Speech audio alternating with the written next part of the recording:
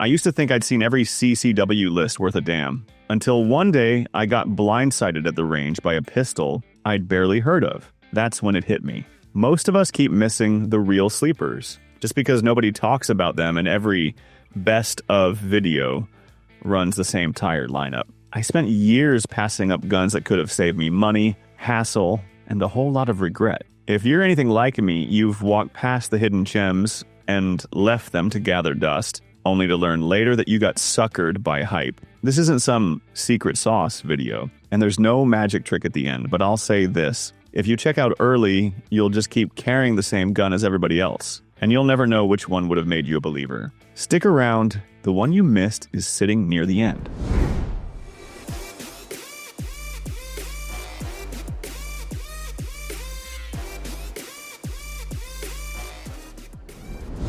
You ever notice how the Ruger Max 9 always gets pushed to the back of the display case? It's never the gun anyone comes running in to buy. The shop guys barely mention it. Meanwhile, everyone's busy flexing the latest SIG or Glock, arguing over features that barely matter in real life. I used to walk right past the Max 9 every single time. Then, one day, my usual carry jammed up and had to sit out.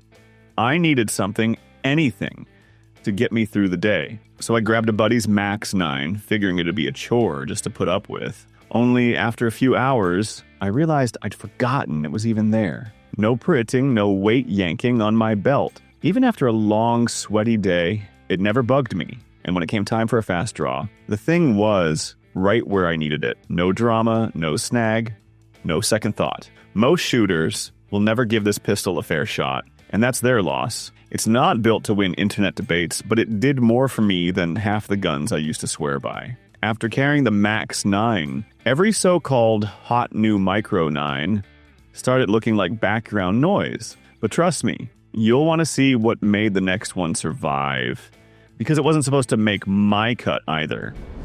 Last year, on Independence Day, I landed at a buddy's backyard cookout.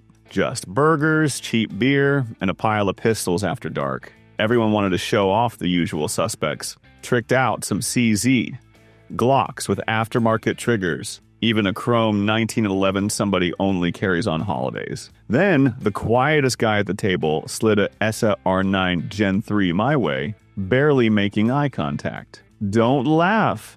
Just try it. I racked the slide, loaded up, not expecting much. But round after round, the gun ran smoother than half the expensive pieces out there.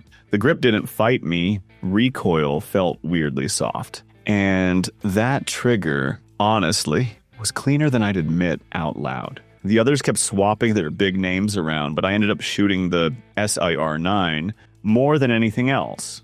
By the time the fireworks started, I couldn't stop thinking about it. That oddball pistol made me question how many sleepers I'd missed just by listening to the crowd. Funny thing is, I thought that was the biggest surprise of the night, until a friend pulled out a carry piece I'd never even heard of, and the whole table went quiet. I'll be honest, when I first picked up pocket carry the Mete MC9 Prime, I was already annoyed. I'd been burned before by Canik promises, and every online thread made it sound like this was the new miracle micro. I didn't buy it for a second. If anything, I grabbed this pistol half hoping it would prove everyone wrong. So I ran it straight into the ground. Cheap steel case ammo, dust, sweat, thrown in my jacket pocket for days. Didn't even bother cleaning it between range sessions. Figured it would choke quick and finally prove all the hype wrong. The more I tried to break it, the more it refused to quit. Trigger stayed crisp, mags dropped clean, slide never locked up, not once. I didn't trust this gun at first, and I didn't want to. But after weeks of abuse, I caught myself reaching for it without thinking. Trust didn't happen overnight. It snuck in while I was looking for a failure that never came. Sometimes the pistol that wins isn't the one you want to love. It's the one that simply refuses to lose. Next up, the only gun on this list that turned a whole table quiet, the kind you never see until someone finally brings it out.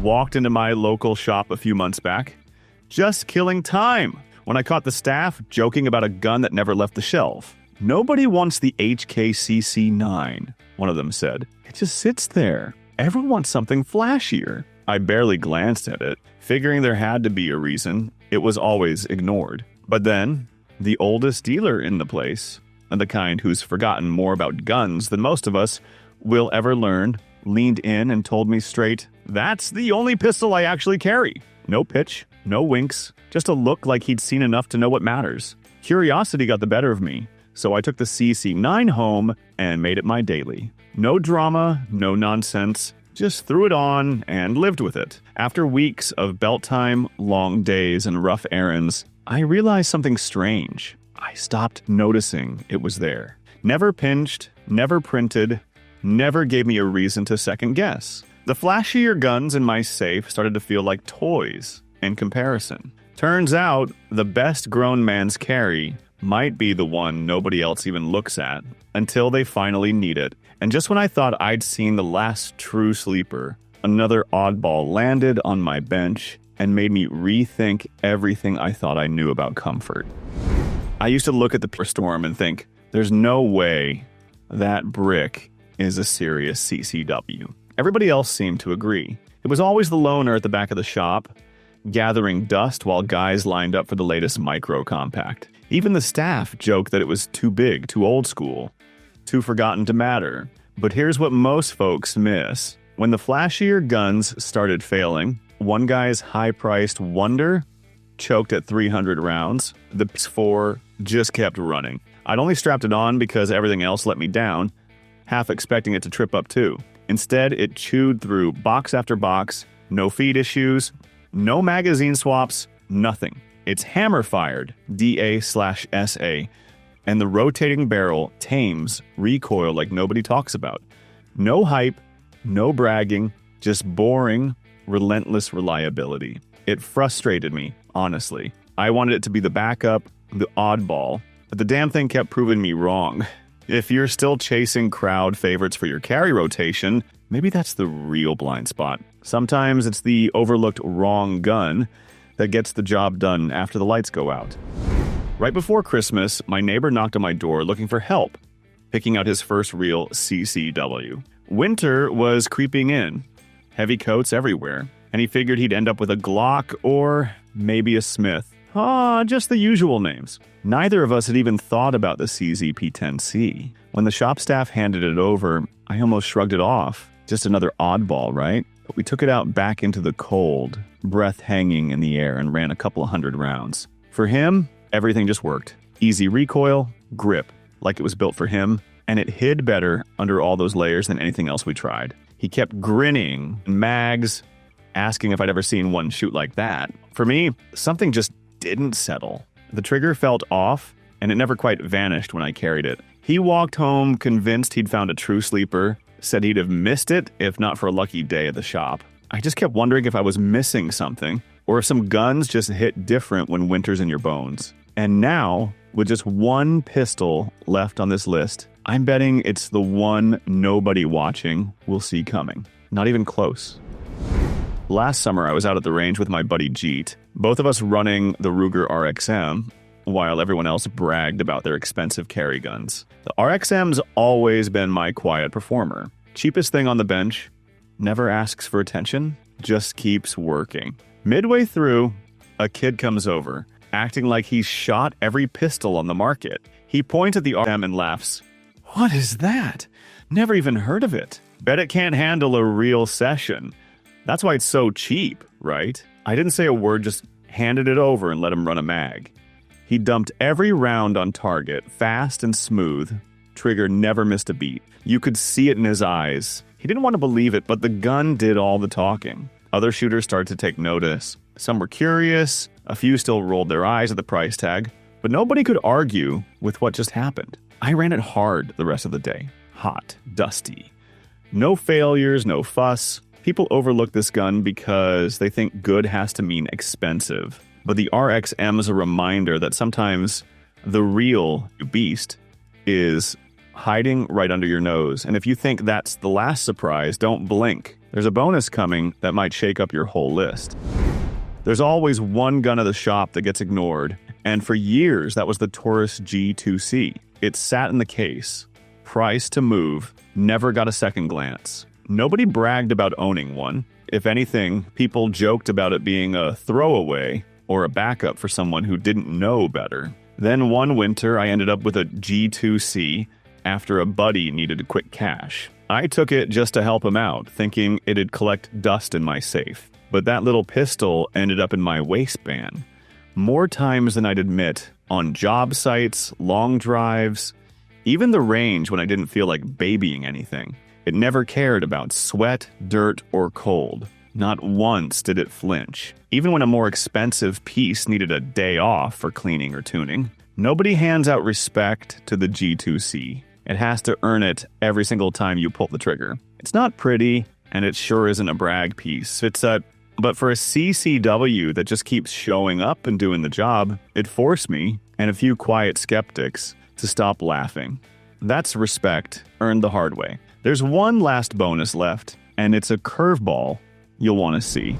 Spent a long morning out on a friend's ranch just west of Abilene. Cold air biting, sunrise throwing light over the fence line. I wasn't planning to test anything new, but I slipped the Arex Delta Gen 2 Tactical in my waistband, mostly out of curiosity. Never saw one in a local shop, never heard a ranch hand mention it. Looked a little too slick to handle real work. By noon, that pistol had been through more Texas trouble than most city guns see in a lifetime. Caught on barbed wire, shoved under the seat of a pickup, sweated through and dusted up fixing water lines. I kept waiting for it to dig in, shift, or quit, but it never did. When the cows spooked and a coyote cut through the mesquite, I drew and snapped off a shot. Trigger broke clean. Sights lined up quick, no hesitation. Back at the house, the fancy names were scratched up. Grip tape peeling, holsters full of dirt. The RX just rode light and kept quiet. Didn't care about the dust, didn't care about the sweat. It's not a showpiece and nobody around here brags about one. But after a day like that, I found myself giving it a quiet nod. Sometimes the best CCW is the one nobody in Texas even talks about until you work it hard enough to know better.